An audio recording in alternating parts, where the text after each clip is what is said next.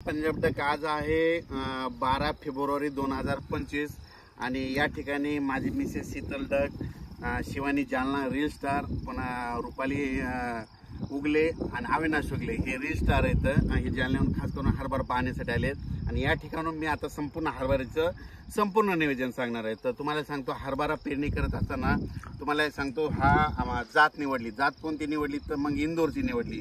तर इंदोरची कोणती आहे? इनवेची 81 म्हणजे 81 नंबर आणि 94 नंबर अशा दोन जाती निवडल्या.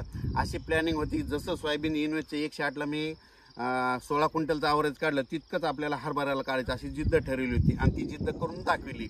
अशी प्लॅनिंग होती.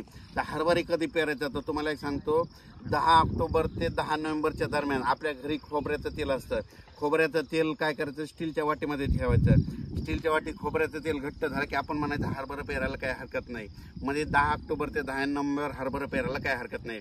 त्याच्यानंतर काय करायचं, बियाणं निवडायचं. म्हणजे आपल्या शेतकऱ्याला, आपल्या लगतच्या पाहुण्याला, कोणाला कोणत्या उताराला अशी जाती निवडायच्या, म्हणून ही जात निवडली इनवेची 81 नंबर. त्याच्यानंतर पेरणी करत असताना विद्यापीठ सांगतं 20 किलो पेरा, पण काय होतं मरीमध्ये त्याचं 50% गेल्यानंतर 10 किलो तूक होतं. म्हणून स्वतः अभ्यास करत करत 35 40 40 45 45 50